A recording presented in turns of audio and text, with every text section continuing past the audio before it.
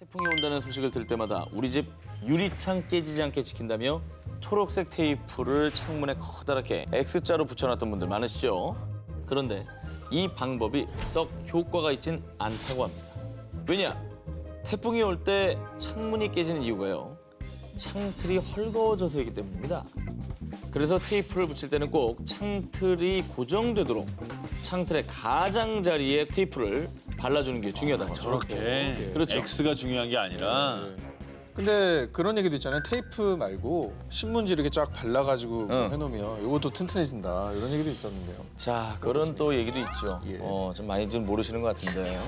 사실 신문지라고 하는 거는요. 이 유리창을 깨지지 않게 지켜주기보다는 유리창이 깨졌을 때 그 유리 파편이 흩어지지 않도록 그걸 좀 막아주는 역할을 하는 거죠.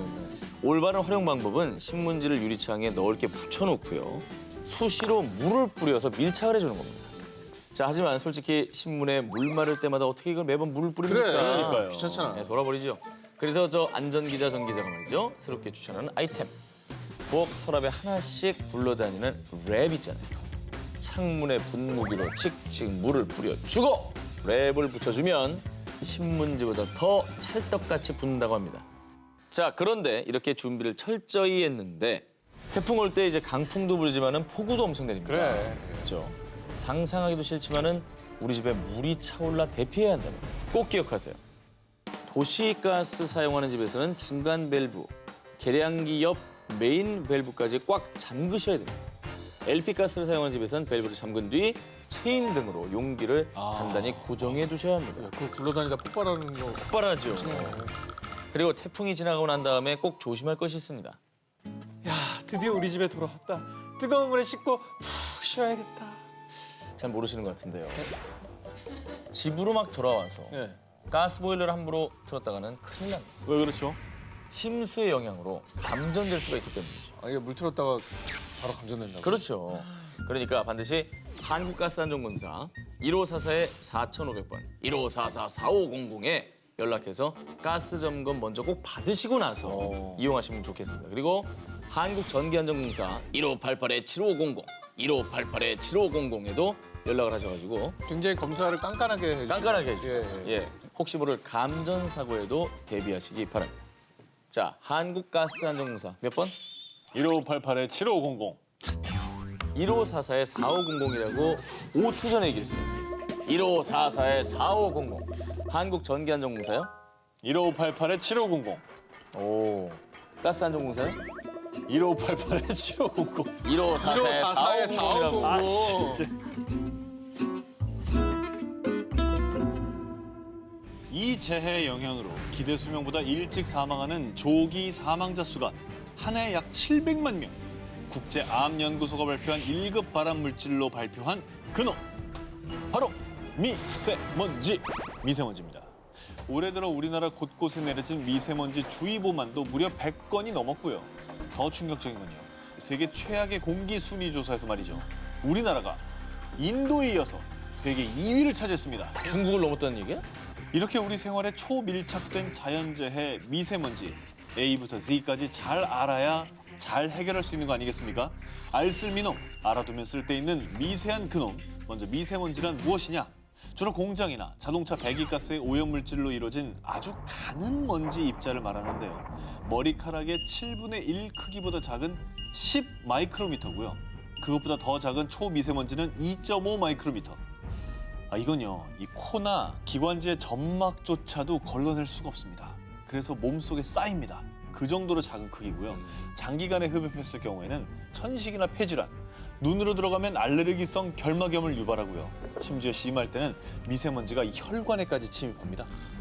이렇게 숨쉬기만 해도 위험한 미세먼지. 그렇다면 공기 중에 떠다니는 이 미세먼지를 완벽히 피할 수 있는 방법이 없느냐? 아닙니다. 야외 활동 시에 반드시 마스크를 꼭 착용해야 하는데요. 요 식약처 인증 마크인 KF, 이 90 이상을 써야 초미세먼지까지 걸러낼 수가 있습니다. 그대로 공기청정기를 사용하는 것도 실내 미세먼지를 줄이는 데는 아주 큰 도움을 줍니다. 공기청정기의 핵심, 필터죠. 이 필터를 고르실 때 요 단어 꼭 기억해 주시기 바랍니다. 헤파 필터. H10에서 H14 단계로 표시가 돼 있는데 숫자가 높을수록 더 작은 입자에 먼지를 걸러준다고 하니까요. 등급이 높은 제품을 선택하는 게 좋습니다. 주택 572채 침수, 농경지 약 36만 평 침수, 재산 피해 약 685억 원. 2014년 8월 마치 하늘에 구멍이 뚫린 듯 시간당 100mm가 넘는 집중호우가 내리면서 말 그대로 재난 상태가 된 부산입니다. 그중에서도 기장군은 피해가 가장 컸던 곳 중에 하나인데요. 둑이 무너지고 하천이 범람하면서 채 10분도 지나지 않아 1m 50cm 이상으로 불어났고요. 생명의 위협을 느낀 마을 주민들은 근처 다리 위로 간신히 대피했는데요. 그런데 다리 아래에서 한 여성의 다급한 목소리가 들려왔습니다. 당시 생후 4개월 된 아이의 모유 수유를 하던 중 아유. 엄마와 아기 두 사람이 모두 집에 갇혀버린 겁니다. 어떡해. 이때 다리 위로 대피했던 마을 주민 이대선, 손평조, 구봉철 씨. 이 부산 사나이 삼총 사는 아기와 아기 엄마를 구하기로 했습니다. 먼저 이대선 씨는 굵은 밧줄, 로프를 준비했고요. 손평조 씨는 그 로프를 집 문에 연결했습니다. 또 한 명의 부산 사나이 구봉철 씨가 아이 엄마의 집으로 진입을 시도하려던 찰나 마 그냥 가면 뭐하노? 알을 구하려면 이걸 가져가서. 이대선 씨의 부인께서 구봉철 씨에게 건네준 건 다름 아닌 고무대야. 김장할 때 쓰는 그 빨간색 고무대야를 말하는 겁니다. 구봉철 씨는 아이를 고무대야에 조심히 태우고 발도 닿지 않는 곳을 로프에 의지해서 건너고 또 건넜고요. 약 10분 만에 극적으로 구조에 성공합니다. 급박한 재난 상황 속에서도 이웃을 구하려는 선량한 마음과 번뜩이는 기지까지 정말 이 부산 사나이들 쏴라 있네. 고무대야까지 신의 한 수입니다. 그렇습니다. 네. 자, 그런데요. 이 고무대야로 생명을 구한 이분들처럼 화재에서 소중한 생명을 구한 외국인이 있습니다. 스리랑카에서 중학교 수학 선생님으로 일하던 니말 시리 반다라. 그는 일남 일녀를 둔 아빠이자 동시에 아픈 부모님을 모시고 있었는데요. 하지만 가족 모두를 부양하기에 녹록지 않은 상황이었습니다. 결국 니말은 가족을 위해 어쩔 수 없이 잘못인 건 알지만 불법 체류자 신분으로 남아 경북 군위군의 한 과수원 농장에서 일을 하며 집에 생활비를 보내고 있었습니다. 그러던 어느 날 니말이 평소와 다름없이 일을 마친 후 마을 회관에서 식사를 하고 있던 그때 저희 집에 불이 났는데 우리 어머니가 안에 계세요. 살려주세요. 불이 난 집에서 겨우 대피한 한 남자가 구조 요청을 한 건데요. 불길은 이미 무섭게 번져 있었고요. 심지어 집 입구까지 불이 번져 진입도 어려운 상황이었죠. 하지만 니말은 오로지 할머니를 구해야겠다는 생각으로 집 안으로 들어갔습니다. 니말은 점점 더 거세지는 불길 속에서 쓰러진 할머니를 업고 탈출에 성공했습니다. 그리고 다행히도 할머니는 크게 다친 곳 없이 무사하셨지만요. 안타깝게도 어머. 니말은 밖으로 나오자마자 의식을 잃고 바로 병원으로 이송됐는데요. 검사 결과 얼굴과 목, 손목 주변에 2도 화상을 입은 것은 물론 아이고. 기도와 폐에도 심각한 손상을 입었다고 합니다.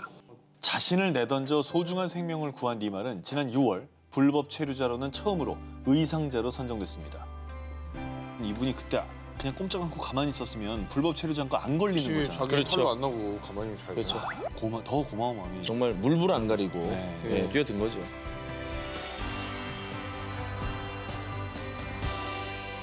(2014년 6월) 소나기성 폭우가 내린 경남 창원시의 한 도로에서는 갑자기 이것이 튀어올라 시내버스 바닥 부분에 충돌해서 기사님, 승객 등 3명이 다쳤습니다.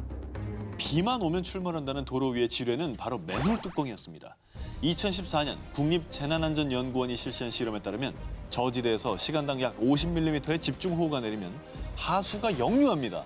그러면서 약 40kg 무게의 철제 맨홀 뚜껑이 41초 만에 지상 27cm 높이로 튀어오른다고 합니다. 40kg짜리 철덩어리가 날아온다고 생각해봐요. 그건 거의 흉기죠, 그러면. 무기죠, 무기. 그런데 이 중에서도 폭우로 침수가 됐을 때 가장 주의해야 할 맨홀은 하수도 맨홀입니다. 빗물이 흘러들어가는 유일한 맨홀입니다. 아. 비가 갑자기 많이 내리면 맨홀 아래 하수도관의 압력이 높아지면서 맨홀 뚜껑이 튀어오를 수 있기 때문인데요. 폭우가 내릴 때는 반드시 이 하수도 맨홀 근처는 피해서 걷도록 하시고요. 그리고 정말 중요한 꼭 기억하셔야 될 게 하나 더 있는데 맨홀의 위험 시그널입니다. 알 수 있어요, 폭발하기 전에. 맨홀 뚜껑에서 이 부글부글부글하고 기포가 올라오는 것을 목격하신다면 그 즉시 맨홀 주변을 피해서 대피해야 됩니다. 이 기포가 맨홀 폭발의 징조라고 합니다. 알아서 조심을 해야 된다는 게 좀 어불성설 같긴 하지만 바닥 같은 조심해야겠네요. 걸 잘 보고 걸으시는 것도 예. 도움이 이왕은 밟지 마시고 네. 이왕이면 피해 가시고. 예. 여러 자연재해 중 많은 분이 아유 설마 나한테 일어나겠어 하고 간과하고 있는 재해가 있습니다. 바로 산불입니다. 올해 1월부터 5월까지 발생한 산불이 무려 524건. 그렇게 많았습니까? 이 산불로 올해 상반기에만 여의도 4배 크기의 산림이 사라졌다고 합니다. 심각하다. 산 근처만 안 가면 되지 뭐 이런 생각 드시죠 솔직히? 들잖아요. 들어요. 마치 그 조스 영화 보면서 바다 안 가야지 하는 거 똑같은 거죠. 자 그런데 우리가 지진 대피 요령이나 화재 대피 요령 이런 건 좀 다들 어느 정도 숙지하고 계신 것 같은데 산불 대처 요령을 물어보면 아마 바로 대답할 수 있는 분은 많지 않을 것 같습니다. 제가 준비했어요. 정말 꼭 기억해야 할 포인트를 준비했습니다. 먼저 막 불이 붙기 시작한 작은 산불을 만난 경우 입고 있는 외투로 부리를 덮거나 흙을 뿌려서 산불을 진화할 수 있는 겁니다. 그렇죠. 그런데 이렇게 불길을 잡았다고 하더라도 보이지 않는 불씨가 남아서 다시 화재가 발생할 수 있으니 꼭 소방서나 산림관리원에 신고를 해주셔야 됩니다. 신고. 조기 진화가 불가능한 큰 산불을 만난 경우 이게 중요합니다. 이것만 기억하세요. 무조건 바람의 반대 방향으로 대피를 하셔야 되는 거죠. 왜냐? 산불은 바람이 부는 방향대로 확산하는 경향이 있기 때문입니다.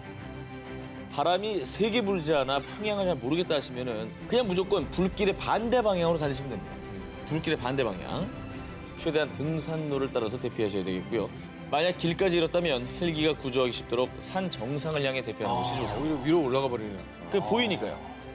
마지막으로 불길로 퇴로가 막힌 경우에는요. 이미 산불이 지나가 탈 것이 없는 곳이나 도로나 계곡, 바위 뒤같이 불길이 다가오기 어려운 지역으로 대피하시는 게 좋겠죠? 이런 곳으로 대피할 시간적 여유도 없는 정말 긴박한 경우는요. 최후의 방법.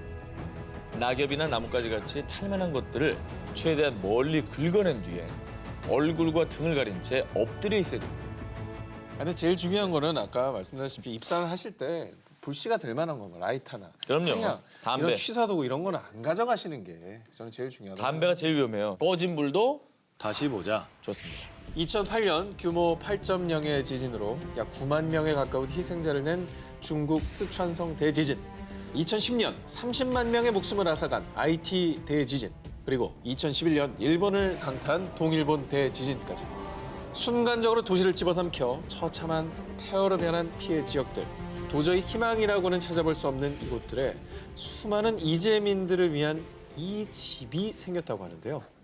바로 종이로 만든 집, 일명 종이 대피소입니다. 정말로 종이와 재활용 마분지 등만을 이용해 만든 것으로요. 일본인 건축가 반시게루입니다.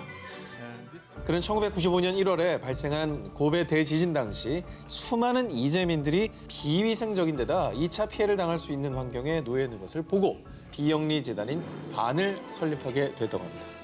그 후 구하기 쉽고 또 재활용할 수 있는 친환경 재료에 언제 어디서든 해체, 조립, 이동이 편리한 종이 대피소를 짓게 된 건데요. 수백 장의 종이를 단단하게 압착해 내구성을 높였고요. 또 방수, 방염 처리까지 해서 종이 재질의 단점을 보완했고요. 그렇게 반시게루 건축가는 약 20여 년 동안 일본과 터키, 중국, IT, 필리핀 등 각종 재난 현장을 돌며 이재민을 위한 종이집을 지었고요. 최소한의 사생활 보호와 휴식까지 취할 수 있게 구상을 해서 만들었다고 합니다. 야, 대단하다. 건축가라기보다는 구호 활동가 같은 그런 느낌이 있는 거예요. 그렇죠. 그래서 그런 사회적인 공을 인정받게 돼서요. 2014년 3월 건축계 노벨상으로 불리는 프리츠커상을 이분이 수상을 했다고 합니다. 멋있네요. 재난으로 인한 고립, 아직 남의 일 같으십니까? 아무 준비 없이 갑자기 고립됐을 때 난 뭘 먹으면 어떻게 생존할 수 있을 것인가? 모든 해답은 이미 여러분의 부엌 선반 속에 있다고 말이죠. 부엌 선반? 우리 집 부엌 선반 속에 뭐가 있죠? 자, 뭐가 있을까요? 아니 모든 집안의 선반에 다 있습니까? 다 있다고요? 자, 지금 분명히 말씀드리면 우리 집에도 있었어 하실 겁니다. 그래요?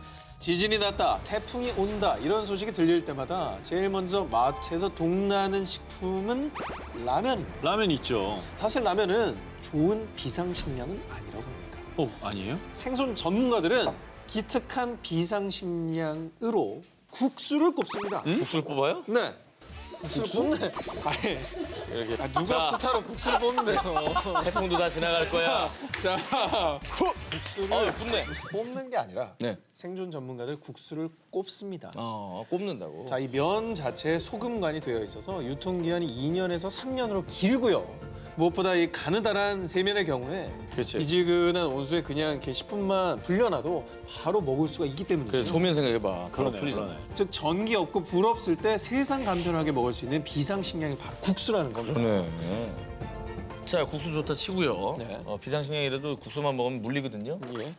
제가 봤을 땐 통조림 하나 있어야 됩니다. 아, 그럼. 정확한 지적입니다. 이게 따줘야 됩니다. 네, 뭐 다양한 이제 통조림이 있는데 네. 통조림도 아주 적합한 구호 식량이 될 수 있습니다. 그렇죠. 자, 설날이며 추석마다 부엌이 넘쳐나도록 선물 받아 처치 곤란했던 바로 참치 캐리. 너무 좋지. 가장 좋은 참치잖아요. 구호 식량입니다. 너무 좋아. 일단 유통기한도 5년에서 7년으로 저장식품 중에서도 제일 길고요.